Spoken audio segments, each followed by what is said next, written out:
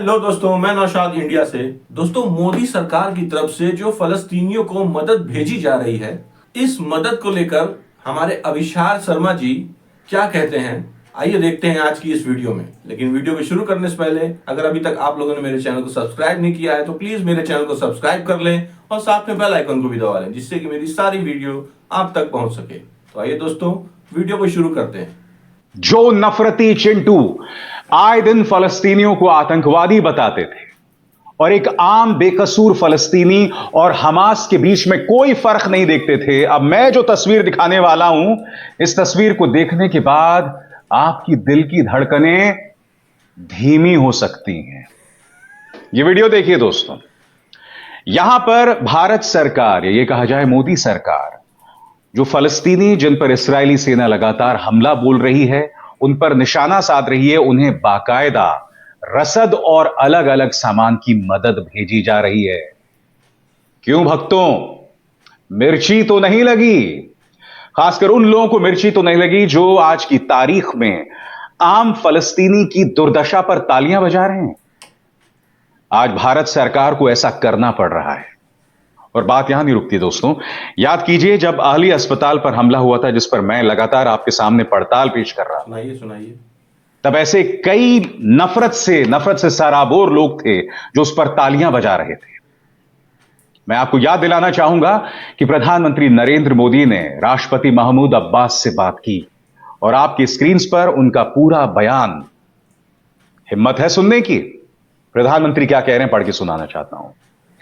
प्रधानमंत्री ये कह रहे हैं कि मैंने फलस्तीनी प्रशासन के राष्ट्रपति महमूद अब्बास से बात की है, अपनी संवेदनाएं व्यक्त की हैं, खासकर जिस तरह से अल अहली अस्पताल में, गजा के अल अहली अस्पताल में लोगों की मौत हुई है।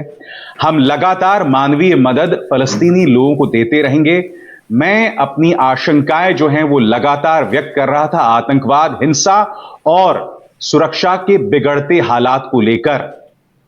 और भारत का जो पुराना पक्ष है, हमने उसे दोहराया।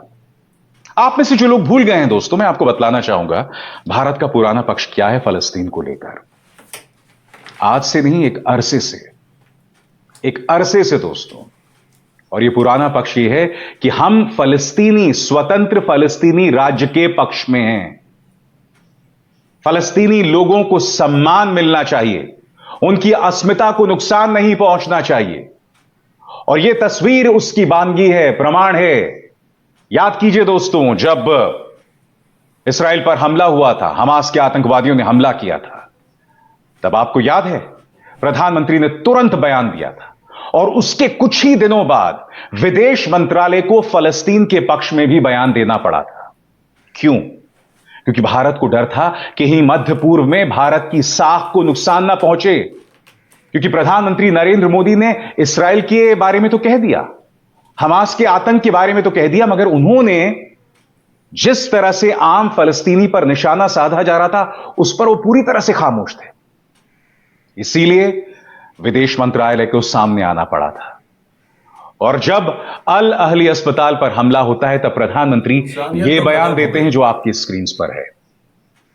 और फिर इस तरह से आम फलस्तीनी को मदद दी जाती है। दोस्तों, हो क्या रहा है मैं आपको बताता हूं। हम अपने अंदर की इंसानियत को इस कदर खो चुके हैं कि हम एक आम फलस्तीनी को आतंकवाद से जोड़ रहे हैं। यार, नफरत को खत्म क्या आप जानते हैं 1000 से ज्यादा फलस्तीनी बच्चों को इस्राएली सेना मार चुकी है? जिन लोगों को तुमने मौत की घाट उतारा, क्या वो आतंकवादी थे? और अगर आतंकवादी थे तो भारत सरकार उन्हें मदद क्यों पहुंचा रही? बताओ। अपने अंदर की नफरत को मारो। दशहरा का पावन पर्व है ना, अपने अंदर के अज्ञानता के उस रावण को मारो। हालांकि रावण को अज्ञानता से नहीं जोड़कर देखा जा सकता, मगर उस नफरत को मारो, उस 10 सिर वाली अज्ञानता, उस 10 सिर वाली नफरत को मारो। आज वो मौका है दोस्तों, बहुत जरूरी हो जाता है।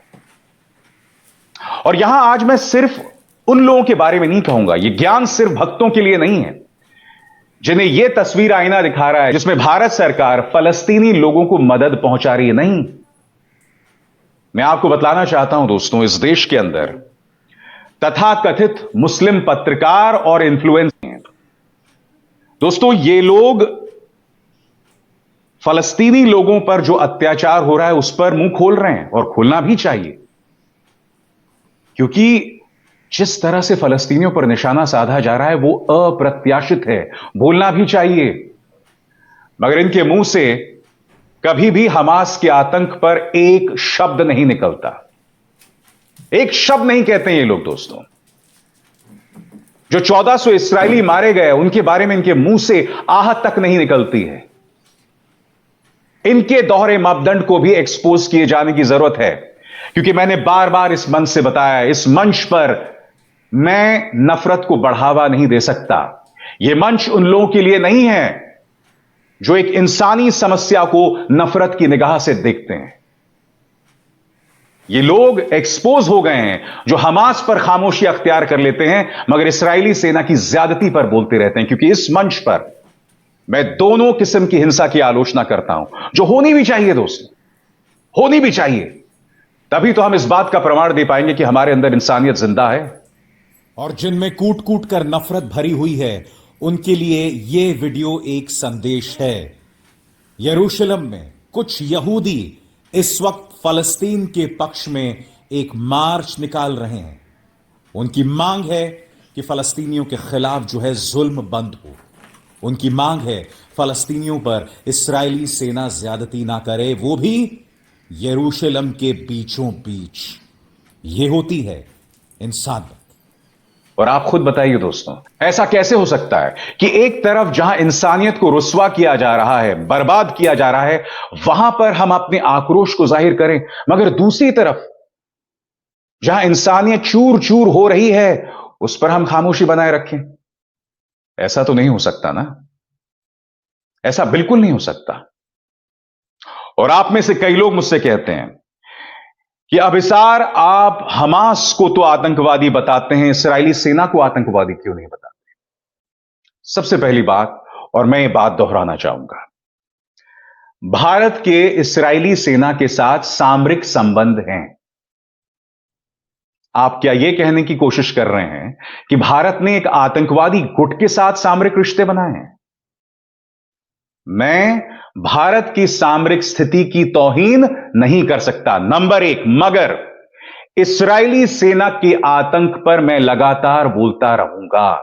जहां तक हमास की बात है, याद कीजिए, हमास के हमले के तुरंत बाद भारत सरकार ने क्या कहा था? आतंकवादी हमला। हमास के कृत्यों से भारत अक्सर आतंक शब्द जोड़ता रहा है, और जहां तक इस्राएली सेना की बात है, उसकी ज्यादती को मैं आतंक जरूर कहता हूं, मगर मैं इस्राएली सेना को आतंकवादी नहीं कहूंगा, क्योंकि इस्राएली सेना के साथ भारत सरकार के सामरिक संबंध हैं। इस वजह से, और मैं देश की तौहीन यह कहकर नहीं कर सकता हूं कि भारत सरकार का एक आतंकवादी गुट के साथ रिश्ता है।